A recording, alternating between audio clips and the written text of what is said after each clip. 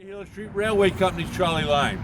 That trolley line went from downtown Pittsburgh through the Oakland section by the University of Pittsburgh, through the Squirrel Hill section, came down across the river down in Homestead, came up here and basically flipped around and went back in the city.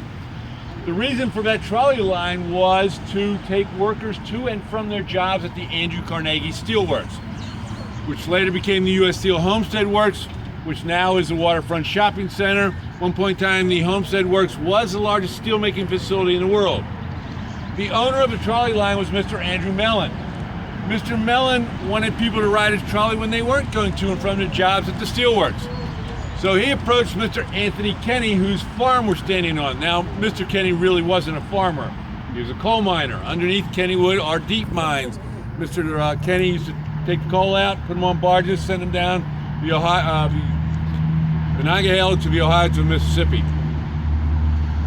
But for years prior to 1898, the Kenny family used to let people picnic on their property, especially overlooking the river. Now we have Braddock over on that side of the river, so it's not that great a view anymore during the daytime. But in those days, it was just a bucolic looking setting overlooking the Monongahela River.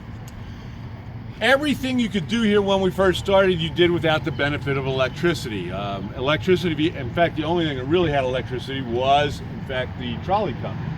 Everything you did here, you did without the benefit of electricity. We had boating on the lake, we had a pony track, dance pavilion, picnic pavilion, tennis court, bowling alley, a couple other things. It's real early in the morning. As electricity became an everyday occurrence, then people started inventing rides. You're about to walk down through a tunnel. As far as I know, and David, you can correct me, I always hate doing groups with David in it, because it means I can't get away with a lot of lies and everybody just nods their head. I believe, to my knowledge, there are only 2 parks left in the country that have tunnels going into their entrances. Ourselves and compounds? Okay. The reason for that was, by the way, as you came up on the trolley company wanted you to get off on the right-hand side of the trolley. They did not want you walking across the track. So even back in 1898, that was a tripping hazard. Now, nobody sued anybody in those days. You just tripped, fell, and they looked at you and said, "You're dumb. You tripped over the track. Pick yourself up." Well, now they get sued. So that's why the trolley dug a tunnel underneath their trolley tracks. As the highway came along, the trolley and the highway shared the same space up until 1958. 1958, the trolleys went away. At that point in time, PennDOT expanded this to 4 lanes, and so that's why we still use the tunnel entrance, because it kind of runs from the old days. With that being said, let's take a walk in. We'll gather right inside at the Skyrocket. All right. The reason Kennywood is still in business today is, of the 1.3 million visitors that usually visit us every year, almost 70% come as part of a picnic. Now, obviously, you're here today as a group picnic. School picnics, company picnics, church picnics, ethnic picnics, community picnics. If we were not in the picnic business, we would have been out of business a long time ago. We are not the Orlando of Pennsylvania here. I have Homestead on one side, Braddock on another side, and Duquesne on the third side. So with that, the reason we have survived to this day is our emphasis on bringing in picnics. We still have a couple of ethnic picnics that date back from, I believe the earliest one is 1917. Both Croatian and Serbian ethnic groups still have picnics continuously from 1917. In our history at Kennywood, we have had 17 different roller coasters. Now on the property there are 7. Skyrocket, Jackrabbit, Racer, Thunderbolt, Phantom's Revenge, and everybody always forgets the other 2 if you're not a coaster enthusiast. The Exterminator and the little Phantom in Kittyland. We have either torn down or modified 10 other coasters. We actually modified 2 and tore down 8. Our very first roller coaster was located where our very newest roller coaster is located. That is right here. Our very first roller coaster was a figure-8 roller coaster. I took you up to a dizzying height of 55 feet. We came down in the shape of a figure-8 to the bottom. Gravity brought you down. You did a whopping 13 miles an hour or 11 miles an hour, depending on if you're Dave Hunter and you got the actual, he rode the first one. And as you all know, that the oldest existing roller coaster in the world happens to be the sister coaster of our first coaster, Leap the Dips at Lakemont Park in Altoona. And so with that, we don't have the most roller coasters, but what we think we have is a bunch of very good world-class coasters. There you go. Take a walk this way. Okay, this is the oldest operating ride here at Kennywood. The Old Mill, or Garfield's Nightmare. Hopefully we will change Garfield's Nightmare in the next year or two to bring it back to its original look of a dark ride, a dark boat ride, but for right now we have to live with Garfield's Nightmare. This ride was built in 1902. In its lifetime it's been rebuilt, we believe, 3 times, and has been re-themed probably about a dozen times. One point in time it was called the Wonders of the World, and as you floated through in your boat, you saw scenes of the seven wonders of the world. Taj Mahal, the pyramids, those kind of things. One point in time it was called the Panama Canal, and as you floated through in your boat, you saw scenes of the digging of the Panama Canal. At no point in time has this ride ever been called what it is in actuality, and that is our Tunnel of Love. So if you're in there to look at the scenes, you're in there for all the wrong reasons. The paddle wheel is in fact the thing that makes the water move. This was built long before any underwater pumps like the Logjammer and the Raging Rapids have. As most of you know, if you've ridden this ride, as you enter the ride, you go over what we call the rolls. You're going from the lowest point of the ride to the highest point of the ride. Once you splash over on the high point of the ride, it's only about 4 feet. You then, water and gravity takes you all the way around until you come out to the lowest point of the ride. Everybody, all rides in the old days before the electric motor could power a ride without using gravity were all gravity-fed rides, coasters, these kind of rides. And so gravity was a big proponent in early rides. At any rate, the Jackrabbit. The Jackrabbit is the oldest of our existing roller coasters here at Kennywood, built in 1920 for the cost of $50,000. If I tore the Jackrabbit down right now and rebuild it exactly as you see it, it would cost in the neighborhood of $8 million. That's the cost of carpenter time and board feet of lumber. Now, if you wanted to build this particular ride with all the same falls on a level piece of ground, it would probably cost somewhere in the neighborhood of $16 million, because we use what God gave us here, and that's the natural terrains. We're notoriously cheap here at Kennywood. We'd rather use what God gave us than what we could build. The Jackrabbit has a number of unique, well, not unique, but a number of features that at least only a couple of other coasters in the world, if not the only coaster in the world. First feature is it comes out of the station, goes downhill. That, both the Jackrabbit and the T-Bolt share that feature. I don't know how many in the world do that. Do you, David? I think they're the only 2. Wow. Okay, I didn't know. I used to lie and hedge my bets and say only 4 or 5, but okay. I mean, Miller built a bunch of them like that around the country, but they're all falling. Cool. All right. Second feature is its lift hill is in the middle of the ride. Again, there's only very few coasters that have their primary lift hill in the middle of the ride. There are other coasters that have a secondary lift hill, like these, but Mine rides. yes.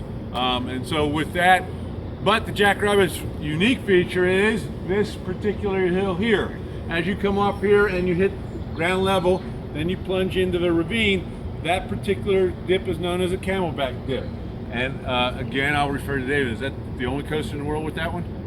This Camelback? Yeah. The best one. Okay, the best one. All right. Good, I'll use that. That's a very good thing. See, I can't, it's really tough to quote coasters to you folks, you know? Everybody else just goes, okay, Andy. Others try, but they can't beat it. Good. With that, the Jackrabbit was the first coaster here at Kennywood that used modern day coaster track technology. All our coasters prior to it used the trough technology of where it rode in the trough, had the exposed side wheels and undercarriage wheels. This still has 2 sets of wheels, the track wheels, and underneath, in between the tracks, the side friction wheels to keep it on the track. The second oldest one. What's that? It's the second oldest one. Oh, is that right? Is the Jackrabbit? Yeah. Were they built the same year in 1920? Theirs opened a month before yours. Okay, cool. He was there for those two. New wood this year or last year? This particular one on the inside track is new wood this year. They had, if you had come out, they had almost all of this tented all winter long, and they did some back circle work also. You'll be able to tell all the new wood, obviously, when you take a look at the rest of the coaster. This is the Racer. This is our second racing roller coaster. Our first racing roller coaster is located where Kittyland is today. It went out, came from Kittyland all the way out along the bluff of the overlooking the river. That was torn down in 1926 when we started to build this one. This racer was started in 26, finished in the spring of 27. The racer's unique feature is when you're in the green train on this track and I send you out, when you come back into the station, you're on that side track. Even though I may make you get out of the train and back into line, you've only done half the ride. One full revolution of the racer's track is I send you out on this side, I don't stop you when you come back in the station. Second time you come back in the station, you're on this original side. What is known as a reverse curve. There are 3 coasters in the world with this feature. We have the only one in the United States. A friend of mine has one in his park in Blackpool, England. Another friend of mine has one in his park in Mexico City. All built within 3 years of each other. Ours is the youngest, ours is the youngest at 1926 to 27. The others were 25 and 24 respectively. People always ask me, who wins on this? Now, if I sent both coaster cars out empty, they would weigh the same, so they are equal. At that point in time, the inside track train will always win because it's traveling the shorter distance. However, I can alter that. If I took the inside track train and filled it with a trainload of skinny people, and the outside train and filled it with a trainload of fat people, the fat people's train would win because the heavier the train, the faster it will go. As you are all aware, heat and weight are the things that alter the speeds on coasters. So if it's a good hot day with a trainload of heavy people, it will definitely beat the trainload of skinny people. Take a walk this way. You just passed the Log Jammer. The Log Jammer is nothing more than a water roller coaster. The Log Jammer's significance here at Kennywood is it was the first ride we spent more than $1 million to put in. 1975, we spent $1.2 million putting the Log Jammer in, and it really put us on the map as a big park player versus next level down. So that's the significance to the Log Jammer. There are no real new rides in the amusement park business. There are old rides on steroids. The ride you see behind me is, if you remember the old Lupo planes from the 70s, you sat 4 people per car, went upside down 20 feet in the air. This seat 28 people per car, goes upside down 85 feet in the air. So it's nothing more than an old Lupo plane. That being said, if you come up with a new idea in the amusement park business, you can make a lot of money. The Sky Coaster. Sky Coaster was originally put in 1995. Kennywood had the first permanent installation of a Sky Coaster anywhere in the world. The inventor of the Sky Coaster was a gentleman who was a ski instructor in Colorado in the wintertime and a bungee jumping instructor in the summertime. He wanted to bring the same thrill of bungee jumping but without all the regulations. If you know anything about bungee jumping, you can't jump off of cranes anymore, you can't jump off of state-owned bridges. There's a lot of regulations. You can only jump 6 times per cord, then you have to cut the cord up and send it back to manufacturer. He didn't want to mess with all that stuff, so he invented something that brought the same type of thrill but without all the problems of bungee jumping. We saw this attraction, it was about 100 feet tall, at the State Fair of Texas back in 1994.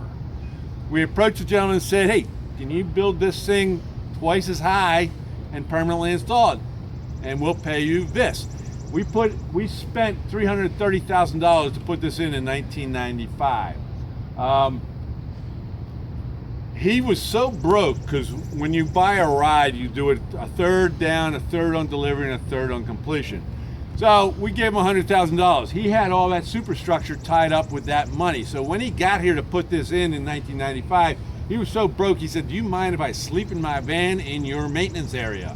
We said, knock yourself out. So for a week and a half, the time it took to put that in, he actually bunked down in our maintenance area. We let him shower in our maintenance shop and that kind of stuff because he was too broke to get a hotel room.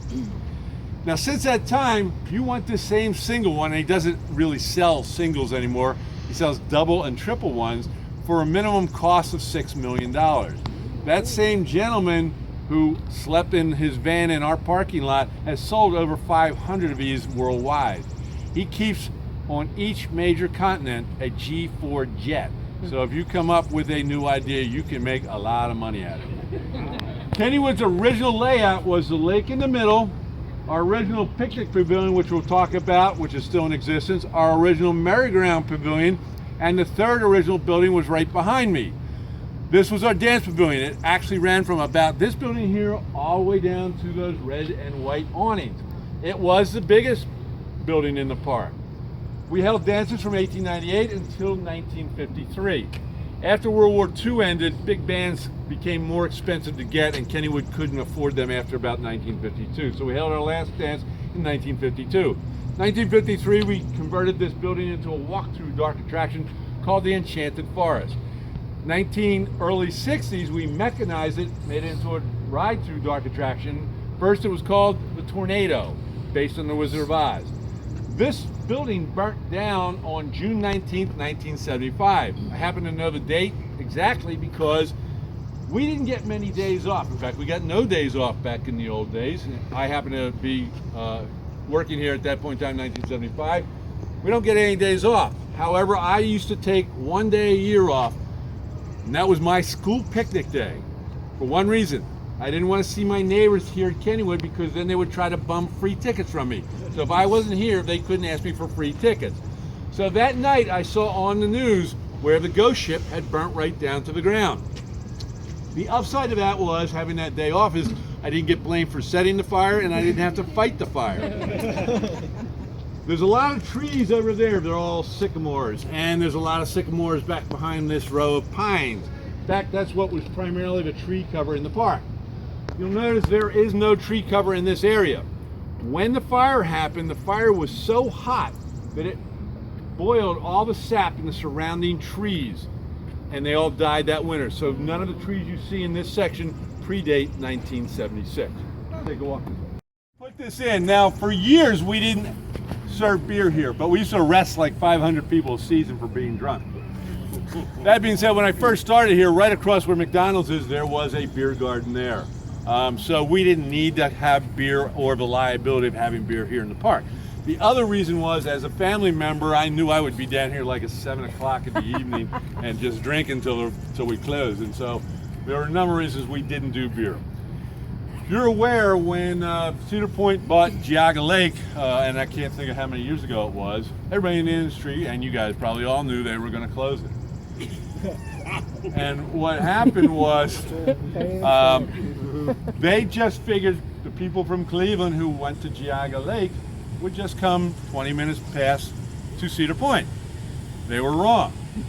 Prior to Cedar Point closing Geauga Lake, we used to do about 3 to 4% of Ohio plates in our parking lot every weekend. We do license plate surveys of cars coming in. Once Geauga closed, that shot up to 17% of the plates in the parking lot were Ohio plates. Wow.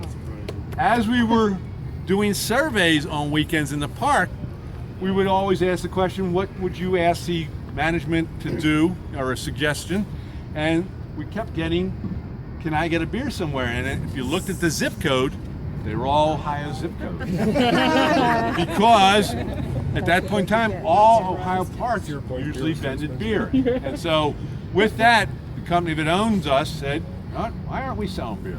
We're not making a killing out of it. I used to take all the irate calls from people, and a lady called and say, I haven't been there in 40 years and I'm never coming back because you're selling beer. And I said, lady, I have no downside, boy. But change is tough. Change in Pittsburgh is really tough. We have gotten past it. We do vend beer, and we're still at a limit of 2 per day. That will eventually go away. We had to do that to appease some political people. They have all lost their positions, so we'll probably rewrite the law very soon. But that's the beer garden. Kittyland. Kittyland was established in 1927 for one reason. Remember I told you we had our first racing roller coaster was located here. When we tore its station down, this was where the station was, we had a giant hole in the middle of the park. We took the 6 kiddie rides we had scattered throughout the park, put them all into one area and called it Kiddieland. And so that's the start of Kiddieland for us. This ride here, the auto ride. The auto ride was manufactured in 1920, I think, 1930, all right, cool. See, I hate when I have to do dates because you guys kill me. Just ask us. And I always do this to see if I can. The sign's wrong. It's been wrong for years. It said the 1930s on it though. But that being said, this ride was manufactured right here in Western Pennsylvania by the Travers Engineering Company of Beaver Falls, Pennsylvania. Travers was a huge ride manufacturer back in the teens, the 20s. They went out of business in 1933. Travers, I believe, produced about 30 of these rides. This is the only one left. We have a lot of one-of-a-kind and two-of-a-kind rides here at Kennywood, mixed in obviously with newer rides. When I got to Pittsburgh in 1972 to go to work for the company, I was not from Pittsburgh. I looked at Pittsburghers and they were peculiar drivers, and the reason for that is they all learned to drive on these rides. The train was manufactured in 1938 for the Gimbels department store of New York City. It was called the Gimbels Flyer.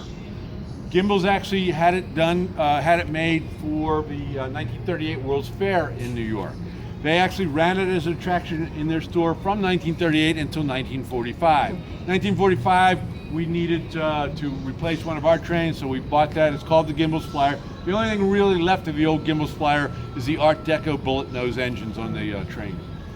Laughing Sal, remember I told you we never throw anything away here, or we do it on the cheap. Laughing Sal was an attraction. When we came into the tunnel, our first coaster, the figure 8 coaster, was located right there. When that was torn down, we put the bumper cars in there. They were only there for a number of years, and then we put the Laugh in the Dark. Laugh in the Dark was obviously a walk-through dark attraction with stuff that's supposed to scare you. Laughing Sal was in fact one of the tricks in that particular ride. She then went into a hiatus from 1966 until the mid-80s. She was in the basement of a building.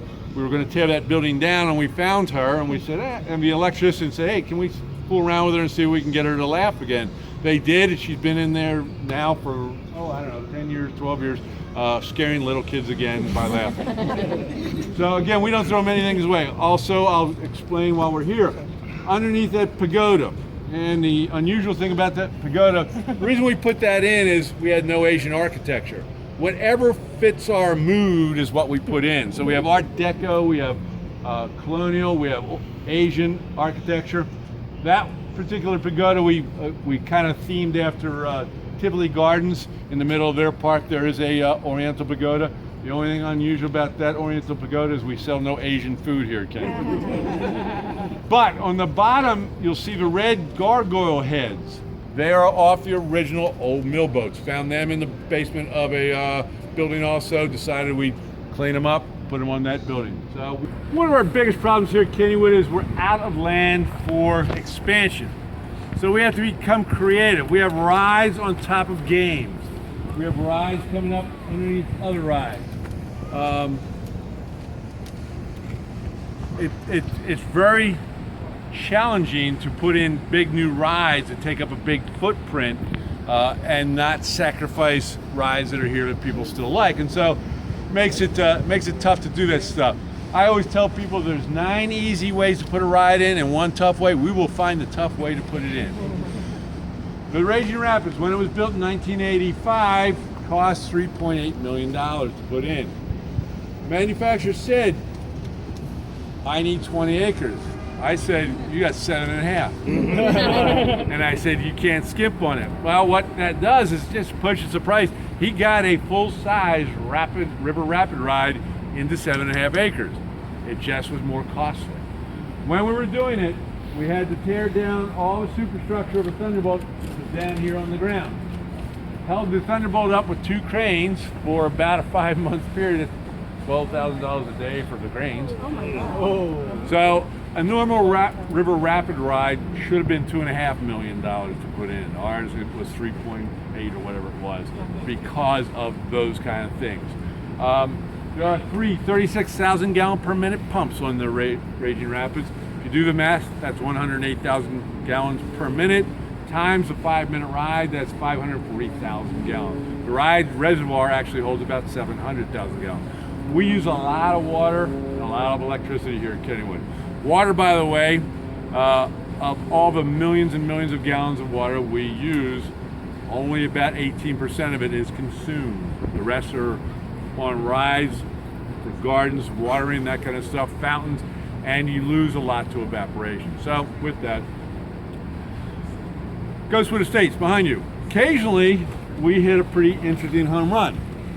Your insurance company hates when you have a ride that has a hot rail pickup. It's a tripping hazard. They love you when you come up with some alternate idea of how to get rid of that. We ended up coming up, we didn't, but right here in Pittsburgh at Carnegie Mellon University, a group of very smart electrical engineers came up with a way of eliminating that tripping hazard. They buried a fiber optic cable in the ground. The car's computer system reads the signals coming from that fiber optic cable, but if you go up there, it's all flat. There's nothing to step over. There's no tripping hazard. Your insurance company loves you. The theory is, if you have a hot rail pickup and you take 100 people, 4 people will in fact trip over that. So with that, your insurance company loves you. We were the first to have this technology. Buzz Lightyear at Disney was the second. So we were a little ahead of the curve on that particular ride. It's an interactive dark ride where you actually shoot and score points. Licko, who took over from Mary Lou Rosemeyer, so Nick is currently the new PR director. Hopefully he's the last one I have to fool with. The Thunderbolt. Thunderbolt was actually built in 1924. It was called the Pippin. The Pippin still exists.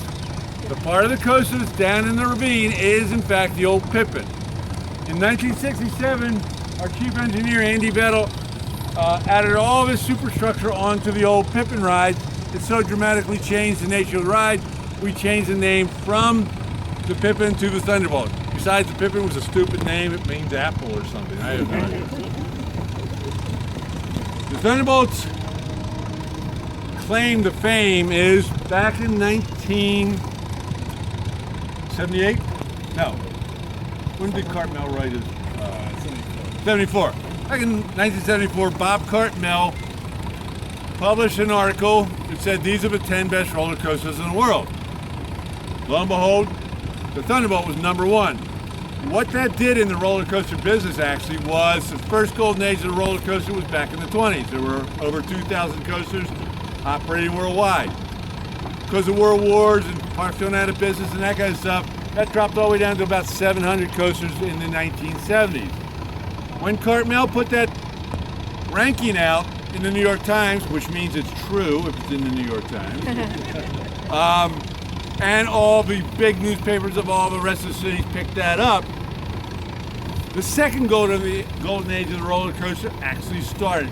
That first ranking kind of spurred amusement park ownership to start putting new hardware back in their park. And so with that, since that time, 2,200 new roller coasters have been built. So, you know, when the first ranking came out, a number of guys I knew in the business called me and said, "Hey Andy, congratulations on being the #1 coaster in the world. What kind of criteria did they use?" And I said, "I don't care. I'm #1. You guys all care because you're not #1." But it did spark the second golden age of the roller coaster. Thunderbolt's unique feature is its last hill is its longest hill as you come up in the station. All right, we already talked about the T-Bolt, and I'm not going to again tell you guys anything you don't already know. You probably know more about the Thunderbolt than I do, so we'll just let that one go. However, if I had to own anything all by myself here at Kennywood, it would in fact be the Potato Patch. Yeah. The Potato Patch, Hand over fist. by far, by 10 times far, is the largest grossing thing here at Kennywood.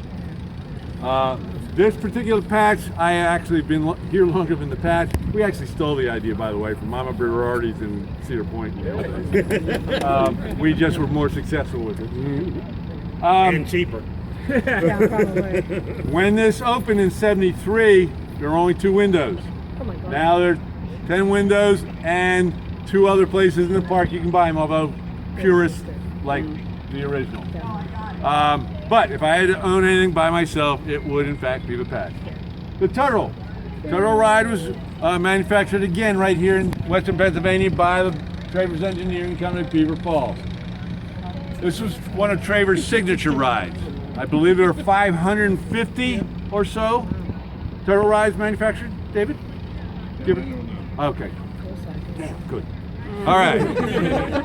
Of that, there are only 2 that I'm aware of, and both here are in Western Pennsylvania. One in Conneaut, the other one here. So it's still a good ride. You wouldn't put that ride in if you were building a brand new amusement park. You would not put a turtle ride in. It's not a sexy modern ride. But if you look here at Kennywood, that ride has a huge line on any given day because generations have ridden it with theirs. So it is a tradition type of thing to ride with. We'll talk about Lost Kennywood first. We're not going to go up there because we're running short of time. I got to squeeze another tour in after you guys. Lost Kennywood originally was where our swimming pool was located. I'll give you a call when we need the racer, right? Okay. Lost Kennywood was originally where our swimming pool. If you go up into Lost Kennywood, anywhere you go in Lost Kennywood, you are actually standing in our swimming pool. When the swimming pool opened in 1925, it was the largest swimming pool in the world. It held 2.2 million gallons of water. To put that in perspective, you guys aren't from Pittsburgh, but you can understand it. North, South, Boyce Park here, they're all county parks, all have wave pools. Those wave pools are 700,000 gallon wave pools. So this was 3 times the size of any modern pool. Remember I told you Mr. Kenny was a coal miner here? Well, people always say you close the pool due to desegregation. We make all decisions here at Kennywood based on one color, the color of green, the color of money. When the pool during its lifetime, about the weight of the water, by the way, 2.2 million gallons is, I'll just do it in tons, it's 18,000 tons of water. The pool superstructure also, between the weight of those 2 things, the pool was actually built over one of the deep mines. About once every 10 years, the weight of the water, the weight of the structure crushed part of that deep mine. We developed a big crack. That winter after the pool closed, we'd go in and we'd fix the crack. Wait for the next one to develop. 1973, we had a crack develop. The pool's receipts in 1973 were $65,000. The crack was going to cost us $85,000. So we plowed it under, never to be seen again, except when we put Lost Kennywood in, then we had to visit the bottom of the pool again because we never took it out, and we needed to go below it.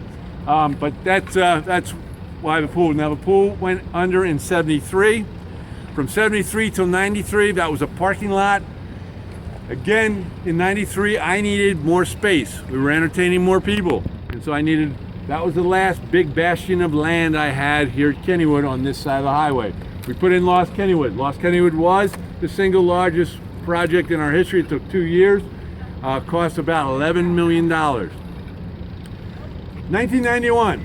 Oh, well, by the way, everything in Lost Kennywood, when it first opened in 95, was a copy of a building or a ride that existed from 1900 till 1910. People always say to me, wait a minute, you got the big Pittsburgh plunge up there. That certainly, it's an all computerized ride. Certainly didn't exist back in 1900 to 1910. In fact, it did right here in Western Pennsylvania at Pittsburgh's Luna Park. The difference is you get on mine down at the station, the computerized conveyor brings you up to the top. In the old days, you actually walked upstairs, you got on at the top. And how the boat came up with 2 mules pulled it up a hill. So with that, it did exist in 1905. The Phantom. When we put in the Phantom in 1991, we did not set out to break any world records, but what we ended up with was, in fact, the world's fastest roller coaster. I believe the Magnum at Cedar Point was it the Magnum? It was the current record holder prior to the Phantom. We spent $8.2 million putting in the Phantom. We took the record away from Cedar Point. Cedar Point was a little honked with us, taking that record away from them. Now they had to wait in those days because you can't just buy, as you know, a roller coaster off the shelf. They had to wait till the year 2000. But they wanted that record back, and they spent $18 million putting in the Millennium Force. And they did, in fact, take the record. What was it? 25. Well, 25, they lied. They did in fact take that away, and I believe they were very happy with that. They ended up, after spending $20 million, $25 million, they ended up holding that record for about 3 weeks until Goliath in Tokyo opened up and took the record away from them. The moral of that story is, ladies and gentlemen, we will never build another record-breaking roller coaster. We will continue to build world-class roller coasters. Also, as many of you are aware, when it was built in '91, the wait time the first year was about 2 hours. The wait time the second year was about half hour. Wait time the third year was about 10 minutes. The wait time the fourth year was 0 because only 16-year-old knucklehead boys were riding it because they were too dumb to know they were getting the crap beat out of them. It's also the world's roughest roller coaster. We knew we had a big problem. Took us till 2002 because, again, you just don't buy a roller coaster this year and have it put in for next year. So we got into the queue. The only part of the existing Phantom is the lift hill and up to the center of this hill here. Everything from there on in was cut down in 2002, reprofiled. The other thing we didn't know, if you remember the original Phantom, it had 4 inversions in under 22 seconds. It was very, very rough. Also, we didn't have survey work to rely on in those days that said, hey, you know what? 50% of people who ride roller coasters hate to go upside down. We built a roller coaster immediately alienating 50% of the ridership. So that's when we decided we were not going to put inversions in on the new Phantom's Revenge. It became a much smoother, much better ride. Yes, definitely. Noah's Ark. Noah's Ark was the last Noah's Ark built. There were 28 Noah's Arks. Is Blackpool still in existence, or do they take it down? It's still there, but it's not. It hasn't operated, I know, for about 4 years. Okay, there's 2 Noah's Arks out of the original 28. We had the last one built in 1936. The other 26 have all been torn down. Blackpool's has not operated for the last 4 years, I believe. If you know anything about Pittsburgh history, 1936 was the year of the great flood of downtown Pittsburgh. Had I been the marketing director, I would have said we knew that. That's why we built the Ark. This building behind you is the original picnic pavilion from 1898 until 1925. This is where everybody bought their picnic basket. It was an open-air, 2-story pavilion. 1925, we enclosed it, turned it into a for-sale food operation. We had a full-service restaurant on one side, cafeteria on the other side. Our employee cafeteria is in the back. All the catering for all our picnics came out of the back kitchen, and up top was a gigantic banquet room capable of seating 1,000 people all at once. Now we've scaled that back. It used to make a lot of money. It does make. Upstairs is all classrooms and wardrobe and all that kind of stuff. It's all support administrative stuff, but it's a grand old building. If you go in there today, look at the tin ceilings and the wood columns. They have never, ever been replaced. They are original from 1898. Second oldest building is Johnny Rockets. Johnny Rockets was our first merry-go-round building. It housed our first 2 merry-go-rounds. First merry-go-round went from 1898 until 1915. Our second merry-go-round went from 1915 till 1926. Second merry-go-round was a jumping merry-go-round. The first one was not. It was a stationary. 1926, we bought our third and current merry-go-round, and I'll explain that in a minute when we go over there. That building then became a refreshment stand, has been a refreshment stand, has sold food since then. Last year, we decided to take that grand old building, clean it up, make it into a sit-down restaurant again. Johnny Rockets done very well, but it is still the original merry-go-round building. Take a walk. This is our third merry-go-round. This merry-go-round was not built for us. It's built for one thing. It's commissioned by the U.S. government for the sesquicentennial of the United States of America. Back in 1926, the U.S. government asked Mr. William Dentzel to build a merry-go-round for the sesquicentennial celebration that took place in Philadelphia at Fairmount Park, kind of like a World's Fair, for about 3 months during the summer. Mr. Dentzel was a little slow that year. So slow he died that year, but he only finished his merry-go-round with about a week left to go in the centennial celebration. At that point in time, it's probably the only smart thing the government ever did. The Centennial Committee said, you know what, we're not going to buy your merry-go-round for a week's worth of use. So poor Mr. Dentzel was stuck with this merry-go-round. Smelling a bargain, We ran to Philadelphia where we purchased this merry-go-round for the sum of $25,000. However, in our haste to get a bargain, we forgot to do one thing. We forgot to measure the diameter of this merry-go-round. And when we got it back to put it in our original merry-go-round building, it would not fit. It was too big. So for an extra $15,000, we built the first steel structure here at Kennywood. So what we thought was going to be a bargain turned out to be an expensive lesson. Unless, of course, you keep things long enough. Now, there are 66 animals on this wheel. 2 of them are not horses. The Dentzel lion, and on the other side, the Dentzel tiger. Now, we spent $25,000 for the entire wheel. If I took the Dentzel lion off right now, put him on eBay, he could fetch as much as $250,000. Both he and the tiger have insurance values for replacement purposes of $250,000. The outside standing horses have replacement values of $100,000 a piece. The inside jumpers, of which there are 4 types, have values in excess of $50,000 for replacement values. The entire wheel currently carries a value for replacement purposes of $4 million. And it's not because it's a good ride. It's because it's a piece of American history and it's a piece of art. And if you ever watch the Antique Roadshow, we have all the paperwork in our archives, the provenance, on this and the interaction between Mr. Dentzel, the government, and ourselves. And so that's how we know the value, by the way, is about 25 years ago. Ottawa Park, our sister park up in Ligonier, their carousel is 10 years older than this, but not quite as valuable because it wasn't carved for any significant event. Right before Christmas, an enterprising 17-year-old boy came into the park, sawed off one of the horses to give to his girlfriend for a Christmas present. When we discovered that was gone and it went out over the newswire that had a value of about $25,000, he got cold feet and gave it back to us. At that point in time, my insurance company said, "Whoa, we had no idea they were worth that much." And we went, "Whoa, we didn't either." At that point in time, they bought in both appraisers and art historians, and that's how we know the value, because we now have a value. In fact, we had to sprinkle the building. If you come in the dead of winter and you try to steal one, I have all kinds of alarms on this building now. We have pressure alarms. We have occasionally set those off. Oh, by the way, the Wurlitzer organ is not from 1926. That is from our second merry-go-round, so that's from 1915. Take a walk right up here.